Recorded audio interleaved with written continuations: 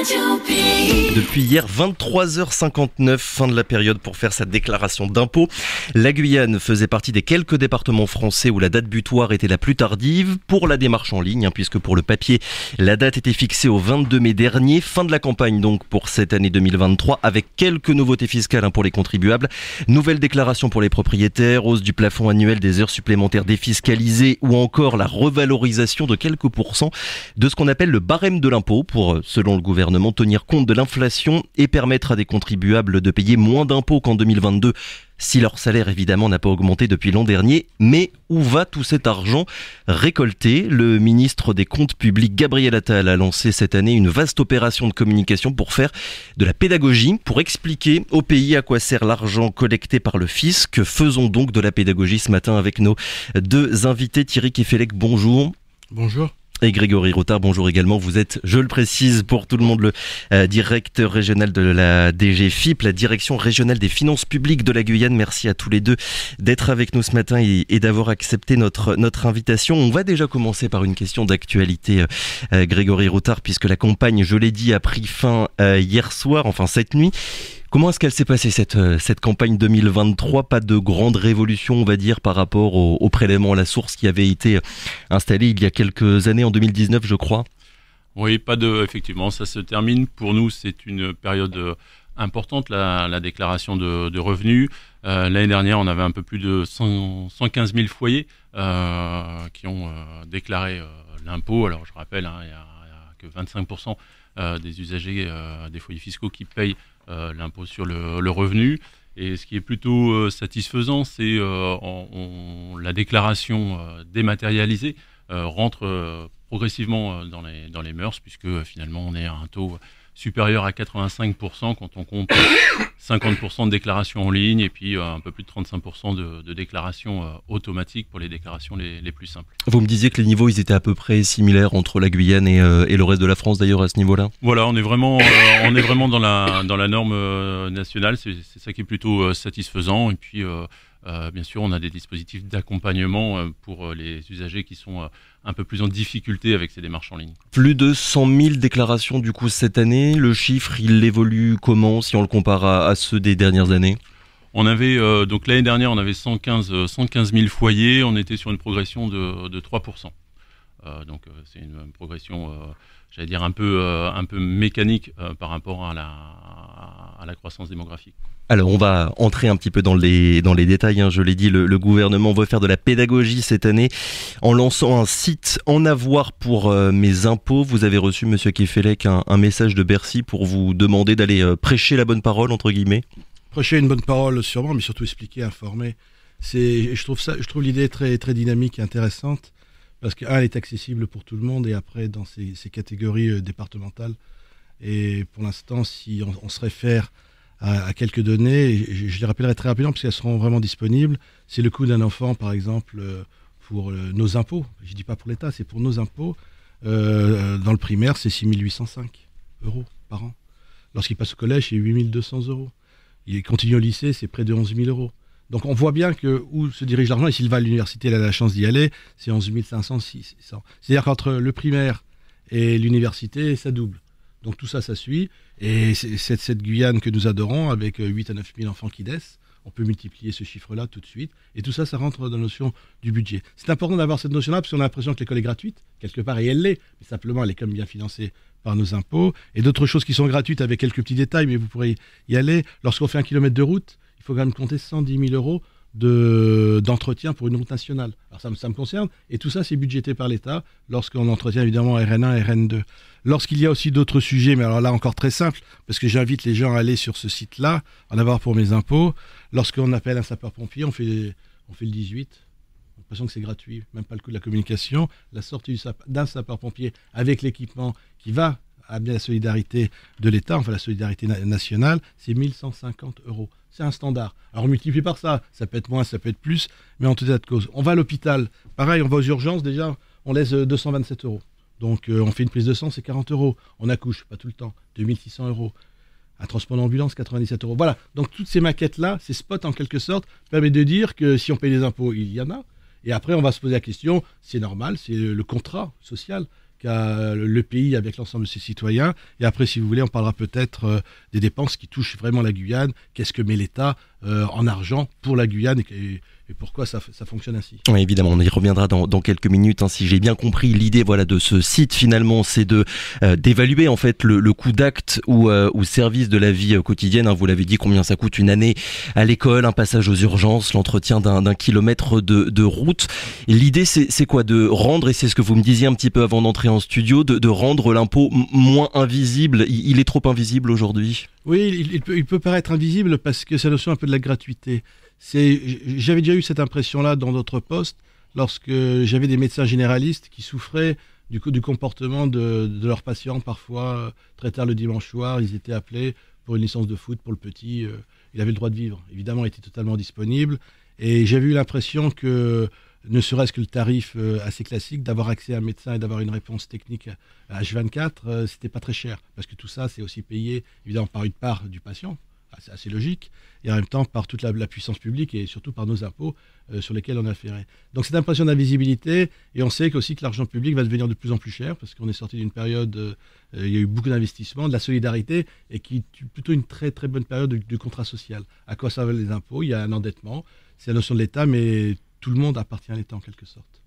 Grégory Rotard, on va évidemment revenir, Monsieur Kefelec, avec vous tout à l'heure sur l'argent qui est chaque année alloué à la Guyane. La Guyane, finalement, les Guyanais, les Guyanaises donnent combien? Ça correspond à combien chaque année à peu près? Alors je vais vous donner quelques chiffres, parce que effectivement c'est important de pouvoir le mesurer.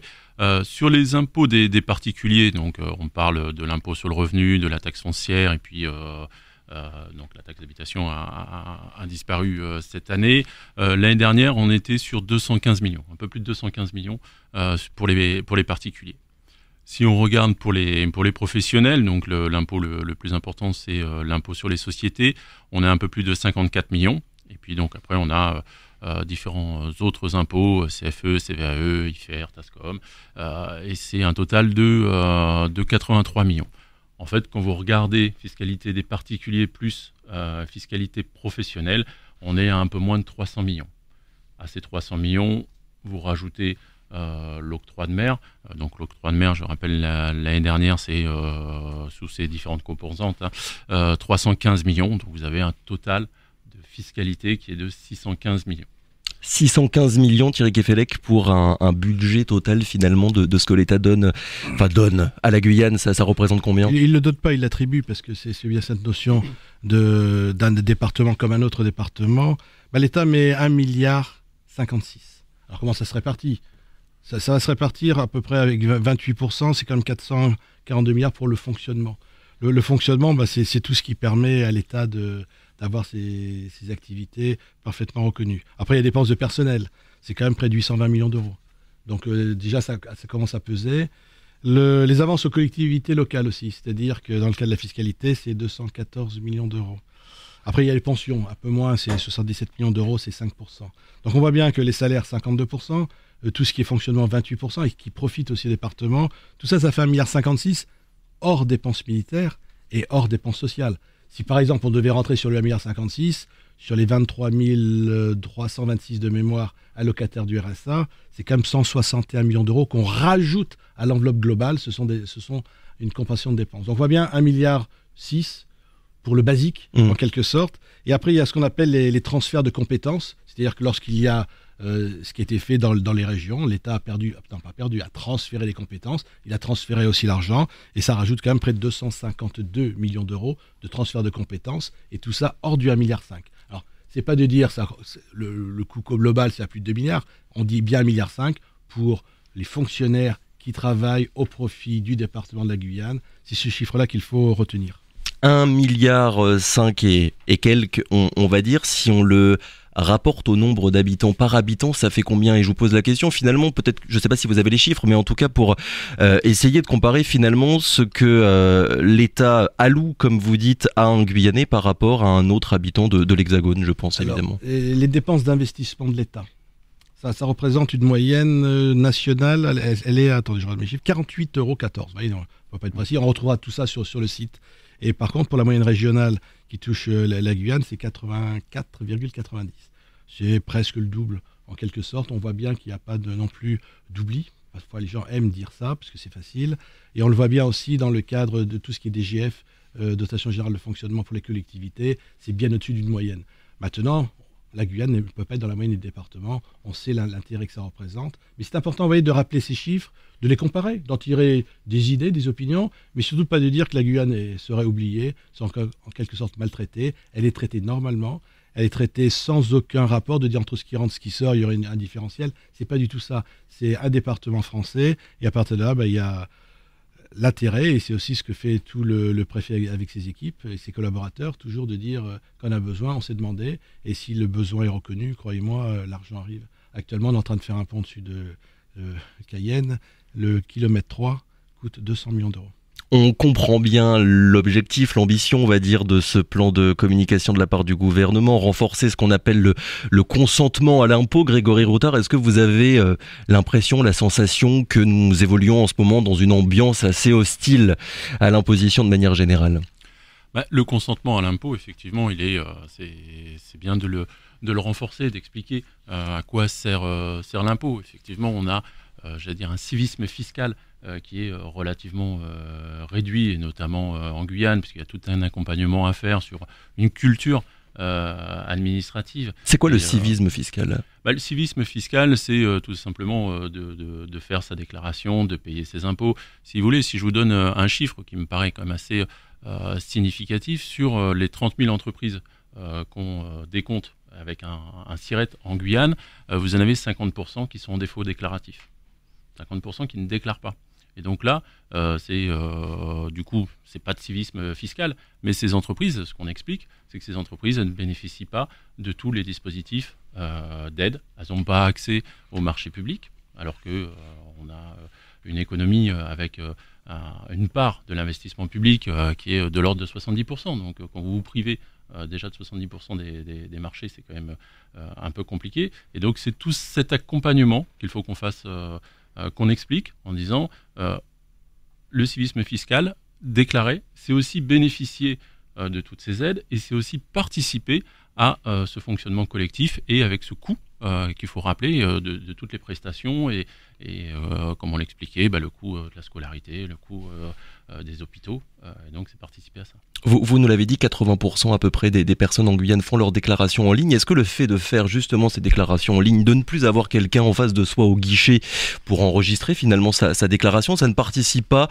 à la virtualisation, à l'abstraction de ce qu'on va payer fiscalement chaque année ? Oui, alors c'était notamment le débat au moment de la mise en place du prélèvement à la source, en disant à partir du moment où on ne va plus payer au mois de septembre, et que ça va être mensualisé, on ne va plus se rendre compte. Je pense que tout à chacun, quand il voit sa fiche de paye et qu'il voit le montant de l'impôt qui est retranché, il a conscience de ce qu'il paye comme impôt. Donc non, ça, je pense que ça... Vous êtes ici pour faire de la pédagogie, on l'a dit. J'aimerais justement qu'on en fasse sur un point, sur une chose qui revient souvent et qui n'est pas forcément comprise par beaucoup de personnes, la différence entre impôt et cotisation. Alors vous avez après... c'est le grand oral. Oui, là c'est le grand oral. Si vous voulez, après, c'est entre l'impôt. Alors vous avez les impôts, les taxes, les non, mais c'est important parce qu'il y a beaucoup de confusion sur ce sujet-là quand même de la part de beaucoup de monde. En fait, la grande, parce que après, il y a plein de détails, la grande différence, en fait, c'est dans l'affectation. La notion d'impôt et de taxe va être une affectation générale, et donc ça va au budget général, et c'est dans le budget général ensuite que c'est redistribué. Et ensuite vous avez une partie de cotisation qui va être affectée, et là on est surtout plutôt sur l'aspect social, où on va aller financer des prestations sociales qui représentent quand même la grande majorité des dépenses publiques. Il y a un chiffre qui peut être intéressant sur 1000 euros d'argent public dépensé, vous en avez 572 pour des prestations sociales. C'est la même chose en Guyane ?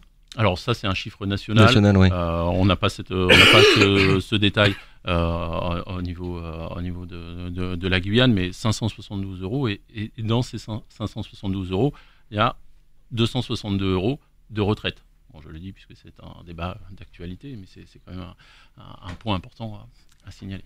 Monsieur Kefelec, on parle de consentement à l'impôt, j'aimerais vous faire réagir sur cette phrase. Il ne faut pas seulement expliquer aux gens ce qui est décidé et donc où va l'argent, il faut aussi que les gens soient en position de décideur. Je sais bien que vous n'êtes ni le ministère des Comptes publics ni un politique, mais votre intime conviction sur ce sujet-là, sur cette question finalement de permettre aux contribuables de décider dans quel ministère sera affecté un pourcentage, évidemment pas totalement, mais un pourcentage de leur impôt sur le revenu. C'est quoi votre avis sur la question ? Tout peut évoluer, parce que ça va évoluer évidemment par le Parlement. C'est le contrôle un petit peu des impôts. La méthode anglo-saxonne aux États-Unis, vous avez une masse d'impôts. Si vous, par exemple, vous devez verser 1 000 euros, et vous désignez la destination. Vous dites, vous êtes par exemple antimilitariste, vous dites 0 € à la dépense, mais par contre, sur l'environnement, au maximum. Et à partir de là, après, il y a un agrégat. C'est une autre façon de citoyenneté, sûrement assez compliquée au demeurant à monter, mais en tout cas, elle est montée aux États-Unis. Pourquoi elle ne serait pas montée en France ? Parce qu'il y a eu des efforts informatiques sur Bercy, pour appeler évidemment, qui sont assez remarquables. C'est-à-dire que là, on le voit bien, on a le camembert des répartitions, ce que disait avec beaucoup d'élégance Grégory Rotard. Peut-être que c'est ça la prochaine étape, d'avoir une autre conscience politique, en quelque sorte, d'attribuer l'impôt, et après, on trouvera autant de personnes qui ont conscience de la défense nationale, de l'environnement, etc. Et peut-être qu'on retrouvera sûrement les mêmes chiffres, plus ou moins. Est-ce qu'il faut dire moins d'éducation, plus de policiers dans la rue, plus d'environnement ? C'est là tout le travail de nos députés, de bien définir l'équilibre social. C'est là aussi sur lesquels les matrices ils sont élus, parce qu'ils rapportent l'écho des départements. Donc tout ceci, ça fusionne. La France n'est pas un État fédéral. Les États-Unis, c'est un petit peu différent. Il y a des lois qui sont différentes aussi, vous le savez bien. On est un pays majeur, unifié, universel. L'impôt est universel et tout remonte ces notions-là, tout remonte au budget général pour après être redistribué. Il y a des règles. Alors si elles évoluent, elles seront pas. C'est pas une évolution technique, c'est une évolution de société. Alors peut-être qu'il faut poser la question, mais je pense que en tout cas, ce sera à l'Assemblée nationale de le faire. Et à partir de là, ça se fera assez naturellement. Peut-être plus de démocratie, je pense. Grégory Rotard sur ce point. Oui, en fait, cette démarche, elle est effectivement initiée dans ce dispositif En avoir pour mes impôts, parce qu'il y a cette partie transparence avec toutes ces informations, puis il y a une deuxième partie questionnaire où vous pouvez aller soit sur impôts.gouv et puis donc En avoir pour mes impôts, soit aller dans les centres des impôts où vous avez un ordinateur qui est mis à votre disposition et de la documentation. Et ce questionnaire, justement, vous interroge sur le consentement à l'impôt et sur là où vous voulez orienter la dépense. Je me permets de vous couper, il me semble que ces orientations, elles sont uniquement à la baisse. La question qui est posée, c'est, d'après vous, dans quel secteur on pourrait finalement moins donner d'argent ? Mais pas forcément pour en donner plus. Alors, en fait, il y a un questionnaire que vous pouvez faire en quelques minutes. Il y a une première partie qui est vraiment liée au consentement, et puis ensuite de dire est-ce que vous estimez, vous pouvez choisir, vous avez 3 choix en fonction des différentes dépenses, en disant est-ce que je vais plutôt, est-ce qu'il faut augmenter sur le logement, est-ce qu'il faut augmenter sur l'éducation, sur la sécurité, la justice, et donc vous pouvez mettre... On peut dire, moi j'ai envie de donner plus d'argent à la justice, pas simplement, à mon sens on pourrait moins en donner à l'armée, comme disait M. Kefelec. Voilà, l'idée c'est, vous allez vous exprimer sur là où vous voulez que les impôts et la dépense publique en tout cas soient accentués. Et donc Gabriel Attal reprendra, donc on aura un retour sur ce questionnaire durant l'été, et ça sera pris en compte dans le projet de loi de finances 2024. Ça ressemble un petit peu quand même à la Convention citoyenne pour le climat, où on a donné l'impression à la population qu'elle pourrait avoir justement une incidence sur la politique qui est menée. On sait très bien que ce genre de consultations, souvent, ce sont surtout des opérations de communication, et que les décisions, elles sont surtout prises durant les élections. Mais si vous voulez, après, c'est une démarche qui s'initie, oui, et qui est intéressante, et c'est de voir par rapport à cette consultation là où, j'allais dire, la société civile désire orienter ses dépenses. Donc on est sur une consultation qui rentre forcément dans un cadre budgétaire avec des politiques générales qui sont déjà enclenchées, et puis avec un cadre qui est relativement contraint, mais ça permet quand même d'orienter la dépense publique, quoi. Thierry Kefelec, et ce sera ma dernière question, plus généralement sur la relation finalement entre les contribuables et l'État. Qu'est-ce qui a été mal fait ? Vous êtes là pour nous dire finalement l'État met la main à la poche 1,5 milliard d'euros par an pour la Guyane, et on voit bien que ce lien entre population et État en Guyane, mais finalement dans tout le reste de la France, il devient de plus en plus compliqué. C'est toute la notion de l'État. Est-ce que l'État doit avoir des sites internet ? Est-ce que l'État doit convaincre ? Est-ce que l'État doit informer ? Parce que c'est un état de fait, quelque part. Et au contraire, je pense que c'est non pas une phase d'humilité, mais c'est une phase de toujours mieux comprendre, de mieux expliquer quelque chose qui est posé sur l'étagère, qui fonctionne, sûrement des choses à améliorer, c'est évident. Mais les gens ne se reposent plus la question de cette raison de la démocratie. Souvent, les gens, ici, il y a un rapport de force avec l'État, une sorte de façon de faire, de vouloir faire. Et c'est ça qui est peut-être un peu l'évolution. Là, je parle évidemment pour la Guyane. Peut-être au niveau de l'État, on voit les conflits, on voit les rapports de force parfois dans la rue. C'est peut-être de mieux comprendre que le système sur lequel on est assis, c'est un système qui peut être confortable, qui peut être remodelé sans aucun problème. C'est une façon de reprendre peut-être connaissance, une sorte de vieille dame que l'on respecte, là qu'on bouscule un petit peu, et qui a peut-être un intérêt. Est-ce qu'il faut changer le couple citoyen par rapport à l'organisation de l'État ? Je ne sais pas. C'était des réformes aussi sur les députés. À un moment donné, il y avait des grandes réformes de couper l'Assemblée nationale en deux, de réduire le nombre du Sénat. Tout ça, ce sont des champs de revigorer quelque chose qui est existant, qui est nécessaire. On ne dit pas plus de démocratie, plus d'État. Simplement, est-ce qu'il n'y a pas quelque chose à faire ? Et je pense que cette démarche-là est intéressante.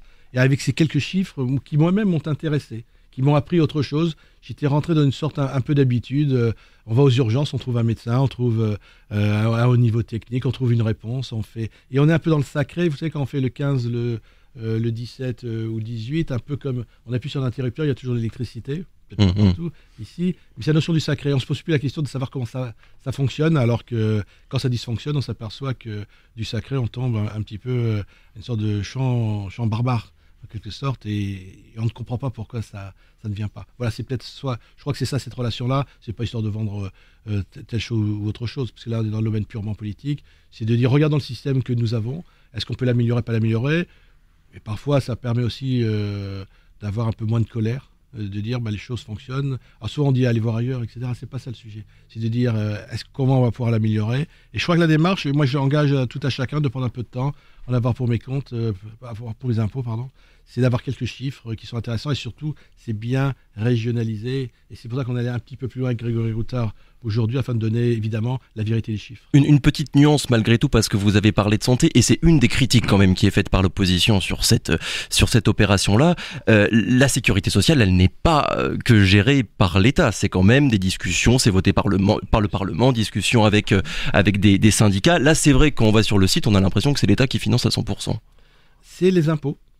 C'est les impôts. C'est pas d'ailleurs, c'est amusant votre remarque. Est-ce que l'État, c'est les impôts ? Non, les impôts, c'est nous. Et l'État, c'est la construction de ce qui donne à la confiance d'organiser la cohésion sociale. C'est ça, c'est comme tout l'intérêt des politiques décentralisées. C'est la partie beaucoup plus démocratique. On sait qu'on gère beaucoup mieux les affaires localement avec des gens issus du local. Donc tout ça, cette décentralisation, elle date maintenant de 40 ans.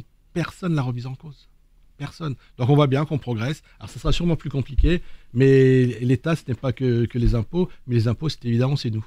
Dernière petite précision, Grégory Routard, la fraude fiscale, j'en parle parce que le mois dernier, le ministère des Comptes publics a dévoilé ses plans de lutte contre la fraude fiscale et sociale. En Guyane, déjà, c'est quoi les moyens actuels pour lutter contre ça ? Et est-ce que vous savez si vos équipes, elles vont être renforcées sur ce point-là ?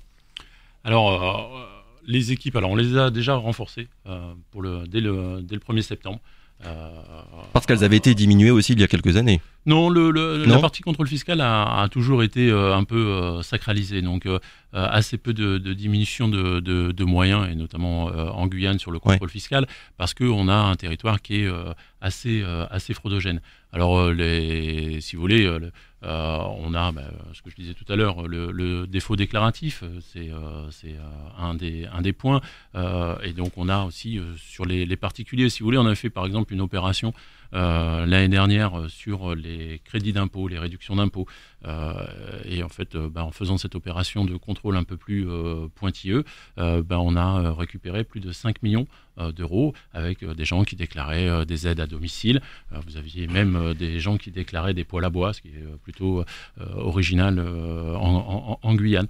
Et donc il y a ce système de fraude, et là on est aussi dans cette logique d'équité, d'égalité fiscale, Et donc, et aussi notre rôle, c'est d'assurer le recouvrement pour qu'on puisse derrière assurer cette dépense qu'on vient d'évoquer et qui profite à tous. Il est 7h39, on a largement dépassé les délais. Merci beaucoup à tous les deux d'avoir accepté notre invitation. Thierry Kefelec et Grégory Routard, je le rappelle, directeur donc régional de la DGFiP. Merci encore, très bonne journée à vous. Radio Pays.